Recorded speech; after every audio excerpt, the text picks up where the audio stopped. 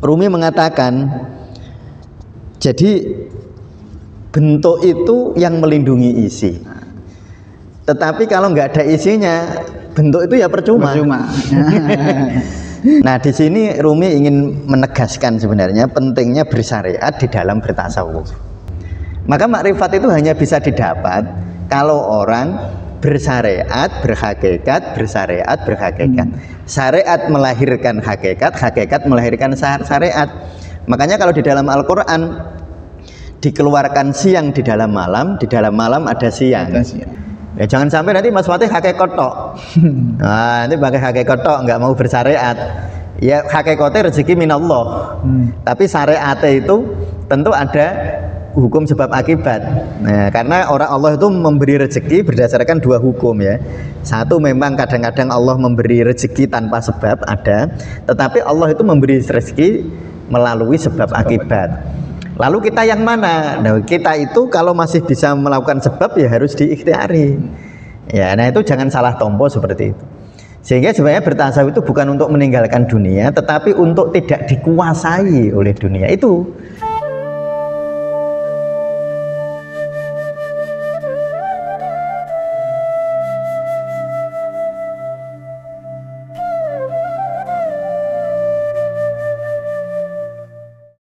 Assalamualaikum warahmatullahi wabarakatuh. Waalaikumsalam warahmatullahi wabarakatuh. Halo teman Sufi, kita kembali lagi tim Rumah Ngaji Rumi sebagai terapi. Ya. Di episode kali ini kita akan membahas tentang kalau judulnya sini kelahiran yang sambung menyambung. Nah, di buku Fi Mafi ya. Ya. Kita udah lama nggak bahas buku Fi Mafi ini, Pak. Ya. Nah, di pasal 5 ini dibuka dengan percakapan antara Amir dengan Maulana Rumi, Jalaluddin Rumi. Yeah. Di sini Amir itu berkata, "Tuan, alangkah mulianya engkau telah menghormatiku dengan cara ini. Aku tidak pernah mengharapkannya, tidak pernah terlintas dalam benakku bahwa diriku layak menerima penghormatan ini. Seharusnya aku bernaung siang dan malam dengan kedua tangan terikat dalam barisan kelompok pelayan dan muridmu. Aku bahkan tidak layak begitu, betapa mulianya semua ini." Nah, justru balasan Rumi ini yang bagus, Pak. Dia mengatakan bahwa Amir ini emang pantas buat dikasih penghargaan. Kan di sini Jalaluddin Rumi mengasih Amir sebuah penghargaan ya. Nah, karena dedikasinya yang siang dan malam itu bekerja terus gitu kan. Nah, ya dia kan juga apa namanya? Ya pemerintah di ini kan. Yang malam bekerja terus. Lalu ya walaupun Rumi ini ingin selalu membantunya, namun ada satu saat di mana dia akan memberikan sebuah penghargaan ini dalam sebuah bentuk pada diri Amir. Nah, kalau Abah dengar cerita kayak gini, menurut Abah gimana? Ya, jadi ini kan prinsipnya kan gini. Jadi Amir itu datang. Amir itu begini ya teman-teman Sufi ya. Amir itu muridnya Rumi. Ya, jadi murid Rumi yang pejabat gitu. Ya.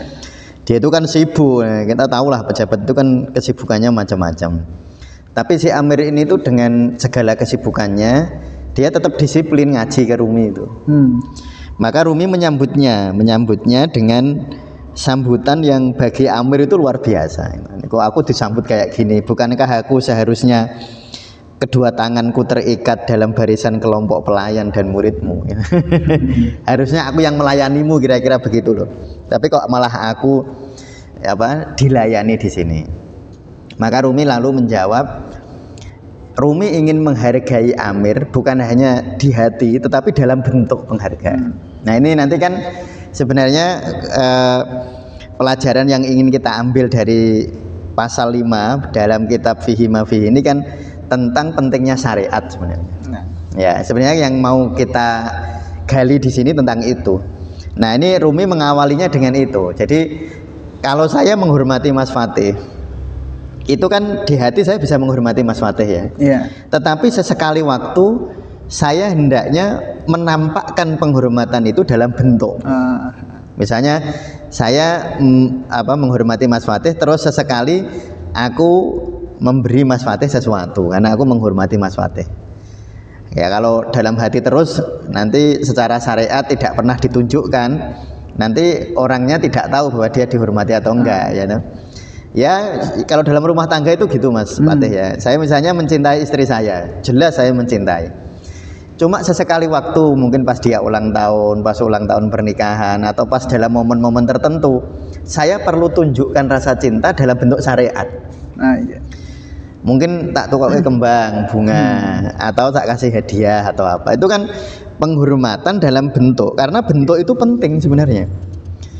Makanya di sini Rumi mengatakan, jadi bentuk itu yang melindungi isi, tetapi kalau nggak ada isinya bentuk itu ya percuma. Nah tapi kalau nggak ada kulitnya, maka isi akan rawan untuk rusak. Ya misalnya Mas Fatih itu punya apa namanya duren. Duren itu kalau masih di dalam kulitnya kan aman Mas. Iya. Tapi kalau sudah dibuka, kulitnya sudah dibuang, oh ini duren ini rawan basi, rawan busuk, rawan rusak. Nah di sini Rumi ingin menegaskan sebenarnya pentingnya bersyariat di dalam bertasawuf. Nah itu ya. Jadi sebenarnya di situ pentingnya bersyariat di dalam bertasawuf. Karena nanti tanpa syariat itu seperti ini. Sesuatu tidak akan tanpa ada inti, demikian juga sesuatu itu tidak akan tampak tanpa adanya kulit. Kalau saya pribadi Mas Fatih itu sering menggambarkan begini. Jadi proses perjalanan syariat hakikat ya di dalam tasawuf itu seperti kita menanam. Saya punya tanaman mangga. Tanaman mangga ini syariat. Karena yang paling penting kan sebenarnya bukan tanamannya. Yang paling penting kan buahnya. Tetapi dari buah ini kan di dalam buah mangga itu kan ada pohon mangga, betul nggak? Ya, harus ada pohon mangga untuk menghasilkan buah. Dan nanti buah mangga ini akan menghasilkan pohon mangga ya kan? Kan setelah kita makan lalu kita tanam bijinya kan tumbuh pohon mangga lagi. Lalu pohon mangga lagi menghasilkan buah lagi. Buah lagi menghasilkan pohon mangga lagi. Jadi sebenarnya itu yang disebut di sini loh, kelahiran yang bersambung-sambung itu sebenarnya begitu.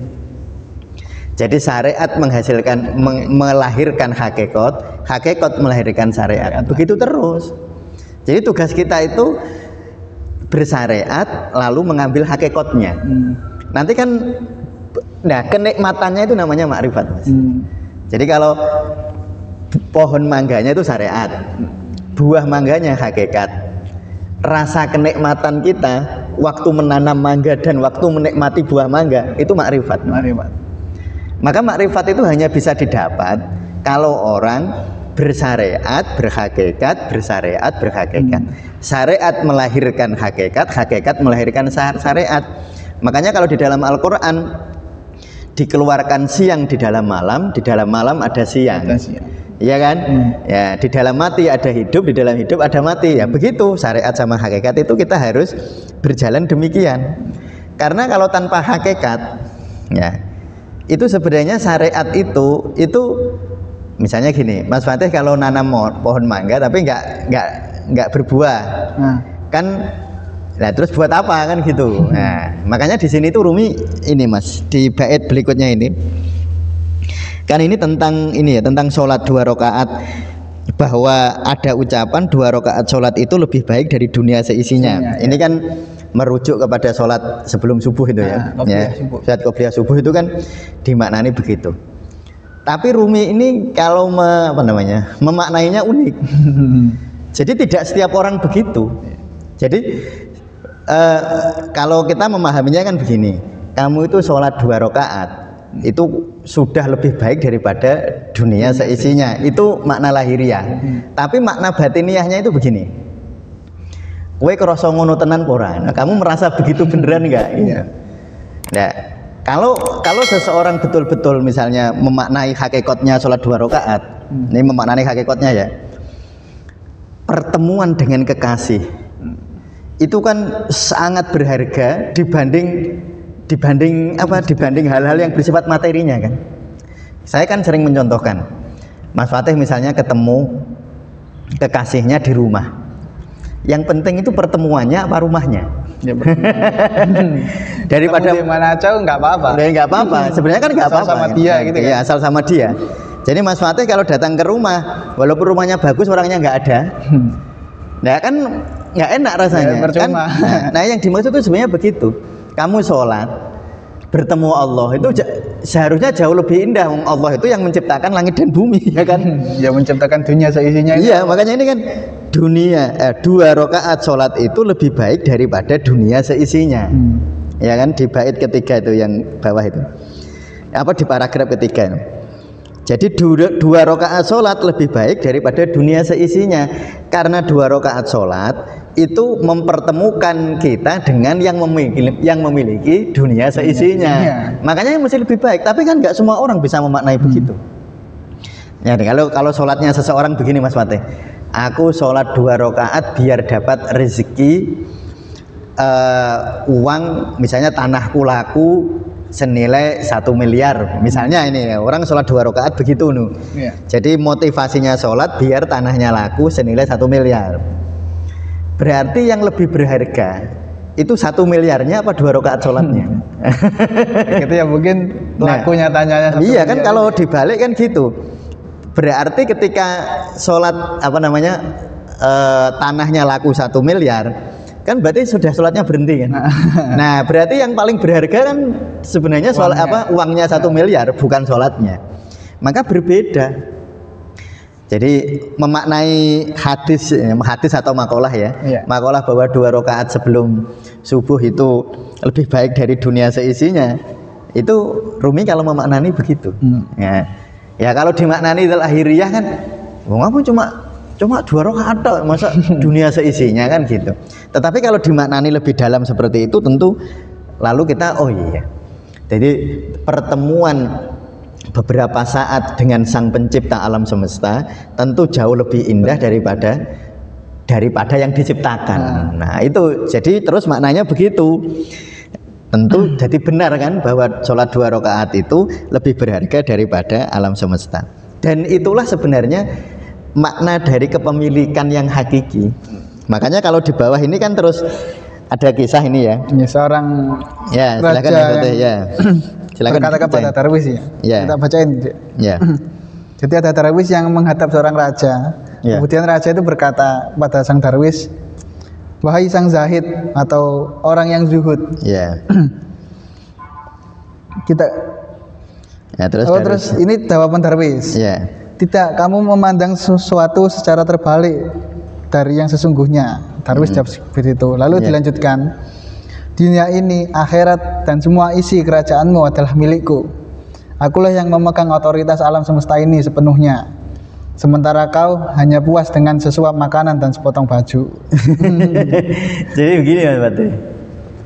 Kalau kita melihat ya konsep-konsep kesufian, orang itu dijajah oleh sesuatu yang diinginkan. Nah, iya. Jadi misalnya saya kalau menginginkan rumah mewah, berarti saya ini budaknya rumah mewah. Saya harus melakukan apapun untuk rumah mewah. Jadi kalau saya tergila-gila kepada kekuasaan, berarti kekuasaan menguasai saya. Bukan saya yang berkuasa, yang berkuasa ya kekuasaan. Kalau saya tergila-gila kepada karir, berarti saya dimiliki oleh karir, bukan saya memiliki karir. Karena saya dikendalikan oleh karir itu. Saya dikendalikan oleh keinginan itu, saya dikendalikan oleh materi itu. Berarti kan aslinya aku orang duwe malah. Berarti aslinya saya nggak punya. Justru dia yang tidak merasa memiliki, yang justru dia memiliki sebenarnya. Dia yang bebas memiliki itu ya? Iya, ya justru dengan demikian, misalnya makanya Sar Darwis bilang raja itu keliru kalau menganggapkan raja itu seakan-akan kan menyindir, wahai zahid, wong sing zuhud, wahai orang itu kan seakan nyindir kamu nggak punya apa-apa gitu. Kan mementingkan dunia, nggak punya apa-apa. Iya, kamu bajumu jelek, sarungmu jelek, karirmu nggak sukses kan gitu. Ini seakan-akan raja kan nyindir begitu lah. Makanya zahidnya dibalik. Itu kamu mandang sesuatu terbalik. Justru aku yang memiliki segalanya. Karena bagi sang zahid semua itu milikku. Tapi kalau punya di sini itu milikku, harusnya di sini ya. Akulah yang memegang otoritas alam semesta ini sepenuhnya, itu A-nya besar. Ya. Bukan aku dalam artian nama, bukan aku dalam artian identitas, tetapi aku dalam artian aku yang sejati. Makanya terus dilanjutkan ayat Al-Baqarah 115 ini ya. Fa aina ma tuwallu fasamma wajhullah. Kemanapun kamu menghadap, di situ ada wajah Tuhan. Jadi sebenarnya konsep-konsep semacam ini harus kita hayati betul maksudnya. Ya, di dalam konsep kesufian, bukan untuk meninggalkan dunia, bukan, tetapi untuk tidak dikuasai dunia. Ya, jadi meninggalkan, bukan untuk meninggalkan loh ya, bukan untuk meninggalkan, bukan untuk membenci, tetapi untuk tidak dikuasai. Ya, itu kata-kata seperti ini harus betul-betul untuk kita hayati lahir batin betul. Jadi jangan sampai nanti, apalagi sekarang kan ada kecenderungan anak-anak muda senang tasawuf ya. Ya, anak-anak muda yang dulu kalau zaman saya ngaji dulu kecil mas, tasawuf itu ilmu wong tua. Makanya sering disebut ilmu kasepuhan. Kalau dulu. Ya. Nah sekarang anak-anak muda sangat senang, banyak, jadi ada semacam gelombang kecintaan terhadap tasawuf itu sangat besar. Tetapi ada resikonya di sana. Kalau salah paham itu, nanti jangan sampai lalu dituduh tasawufnya. Gara-gara tasawuf dia males, gara-gara tasawuf dia nggak mau belajar, gara-gara tasawuf dia nggak mau bekerja keras gitu. Padahal sebenarnya tasawuf tidak pernah mengajarkan kita untuk meninggalkan dunia. Wong dungane aja itu Rabbana atina fid dunya hasanah. Iya toh? Iya. Fid dunya hasanah wa fil akhirati hasanah. Jadi doa lahir batin sebenarnya. Yo syariat yo hakikat gitu. Ya jangan sampai nanti Mas Fatih hakikat tok. Nah, nanti pakai hakikat tok nggak mau bersyariat. Ya hakikatnya rezeki minallah. Tapi syariatnya itu tentu ada hukum sebab akibat. Nah, karena orang Allah itu memberi rezeki berdasarkan dua hukum ya. Satu memang kadang-kadang Allah memberi rezeki tanpa sebab ada, tetapi Allah itu memberi rezeki melalui sebab akibat. Lalu kita yang mana? Nah, kita itu kalau masih bisa melakukan sebab ya harus diikhtiari. Ya, nah itu jangan salah tompo seperti itu. Sehingga sebenarnya bertasawuf itu bukan untuk meninggalkan dunia, tetapi untuk tidak dikuasai oleh dunia. Itu bukan untuk meninggalkan Mas Fatih. Nah, caranya bagaimana agar tidak dikuasai dunia? Ya harus memandang segala hal itu fa aina ma tuwallu fasama wajhuhu. Kemanapun kamu memandang, kamu di situ memandang wajah Allah. Nah sehingga ikhtiarmu pun itu sebenarnya wajah Allah juga. Mulai terus saya kan selalu bilang, apalagi kalau saya di dunia pengobatan ya Mas Fatih ya. Kan saya selalu bilang ke pasien, jenengan itu kalau kalau berobat niatnya ibadah. Maksudnya apa? Dalam berobat pun kita sedang memandang wajah Allah sebenarnya. Nah itu yang disebut sebagai ini tadi si Darwis yang dalam kesempatan itu dia mengatakan kepada raja bahwa raja berpandangan terbalik. Seakan-akan kalau si Darwis ini nggak punya apa-apa, lalu dia yang punya apa-apa. Padahal si raja ini yang dikuasai oleh kerajaannya, bukan dia menguasai kerajaan. Dibelenggu kerajaannya. Dibelenggu oleh keinginan untuk berkuasa itu. Itu kan sebenarnya kan begitu. Nah sehingga sekali lagi ya di dalam konteks-konteks bertasawuf hendaknya kita memandangnya seperti itu, Mas Fatih ya. Nah sehingga terus di sini itu ada tulisan yang unik bagi saya yang sebaiknya kita bahas juga, Mas Fatih ya. Ya. Para pecinta sejati, nah ya, wajah Allah itu akan mengalir dan membentang selamanya tanpa batas. Fa aina ma tuwallu fasama wajhullah. Para pecinta sejati telah mengorbankan diri mereka demi wajah itu tanpa mengharap imbalan. Kalau sang raja tadi, misalnya sang raja ini baik ya, memberi hadiah kepada para masyarakatnya, tujuannya biar nggak memberontak. Jadi sang raja berbuat baik itu untuk mempertahankan kekuasaan. Berarti dia itu berbuat baik karena dia dibelenggu oleh keinginan untuk berkuasa. Oh, itu kan berarti dia terjajah sebenarnya. Sedang yang si Zahid orang merdeka dia, nggak ada yang membelenggu siapa saya. Nah itu ya. Nah sehingga itu sementara umat manusia yang lain yang berakhlak seperti binatang. Jadi kalau kita itu Nyun Sewu ini ya, ini karena tulisannya begitu mungkin bahasanya kurang enak didengar ya. Orang nek ngibadah kok pengen cari imbalan material itu disebutnya berakhlak seperti binatang. Tapi lah ini Rumi melanjutkan. Tapi walaupun demikian Allah itu tetap penyayang. Ya wong binatang itu nanti di kandang. Nanti suatu saat Allah kalau berkehendak ya akan memindah kandangnya juga. Kandang khusus kan begitu? Iya, jadi artinya begini Mas Fatih. Kan orang sering nanya ke saya, Ustadz berarti saya kalau berdoa minta ini dan itu nggak boleh ya? Ya enggak, ya boleh. Kalau memang kita posisinya masih begitu, berdoanya masih demi apa? Demi ego, demi ini, nggak apa-apa.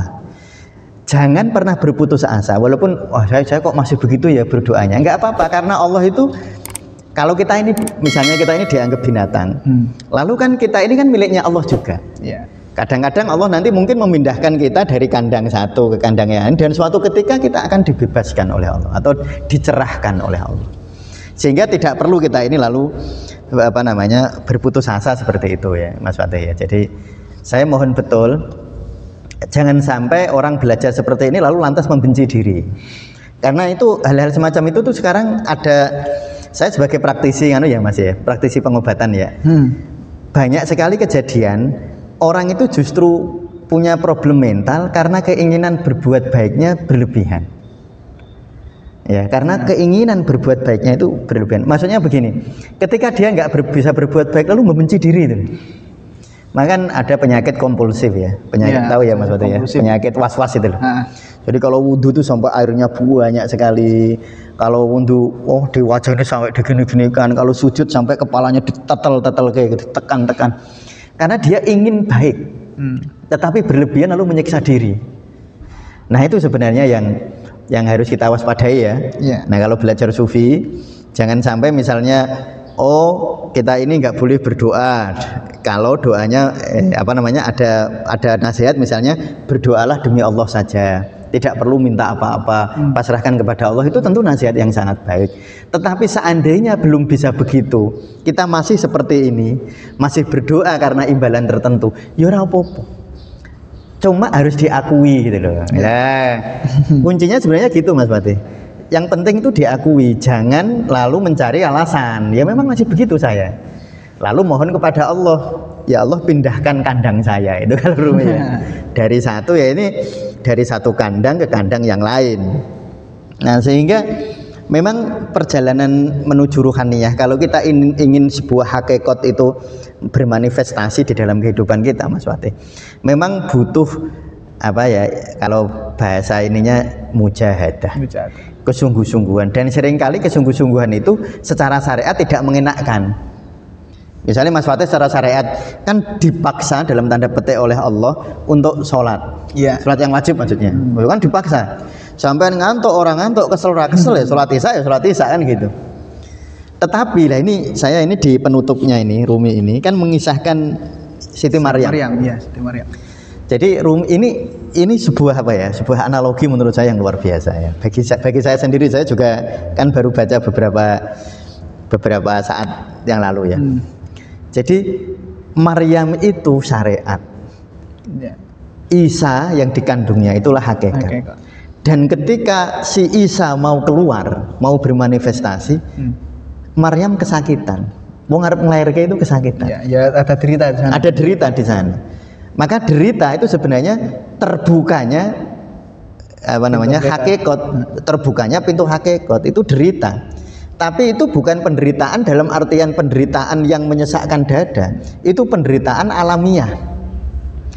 Jadi penderitaan kalau di syariat memang begitu Mas.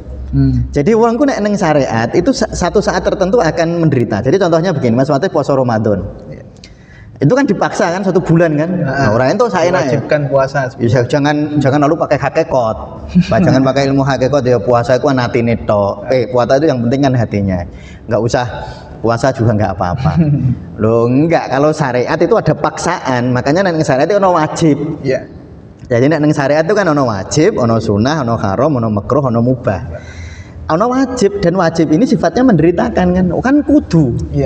Dan keharusan, sehingga itu enggak, tetapi enggak enaknya di syariat itu sebenarnya adalah cara agar hakikat ini terlahirkan, agar bisa merasakan hakikat. Nanti hakikat akan lahir. Pas apa namanya? Ya ada cerita-cerita yang harus dirasakan. Jadi kalau kita di dalam bersyariat ya, misalnya kalau adik-adik sekolah repot, ya harus bersedia lah. Sekolah itu repot, stres, ketemu dosen galak, dapat ujian, dapat tugas susah. ya terus sholat, disuruh ini puasa Ramadan. Itu harus kita maknani bahwa kita harus rela merasakan ketidakenaan. Karena ketidakenaan itu ibarat Maryam yang ingin akan lahir Nabi Isa. Dan kalau kita bersedia mengalami seluruh ketidakenaan itu, maka insya Allah itu akan muncul. Kalau di dunia hakikat nggak ada penderitaan, Mas. Tapi di dunia syariat itu nggak mau ada. Mas Fatih, saya semuanya pernah pusing kepala, pernah secara syariat rasanya nggak nyaman, itu biasa dalam kehidupan kita. Ya saya kira gitu, Mas Fatih. Oke. Mungkin cukup ya, Pak? Ya. Nah, jadi teman-teman Sufi, seperti tadi, derita itu selalu ada ketika kita menjalankan syariat. Ya seperti halnya pohon yang tumbuhnya pohon kan tidak ujuk-ujuk selalu besar kan. Iya. Dia ketika tumbuh ya masih ada godaan lain. Iya, ada hama, tumbuhannya dimakan serangga, terpa angin. Iya. Tapi hal-hal itu nanti yang menimbulkan buah-buah hakikat seperti tadi. Iya. Dan mungkin cukup sekian dari kami. Wassalamualaikum warahmatullahi wabarakatuh.